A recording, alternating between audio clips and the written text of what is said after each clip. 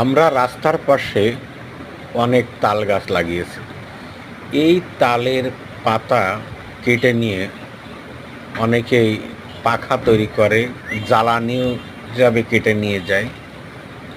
এখন দেখছি ব্যতিক্রমী আমনের ফসল, যে সমস্ত আবর্জনা আছে এগুলো পরিষ্কার করে জমির পাশে ফেলার জন্যে তাল পাতা কেটে নিয়ে তাতে গাড়ি তৈরি করছে, তাল পাতার গাড়ি।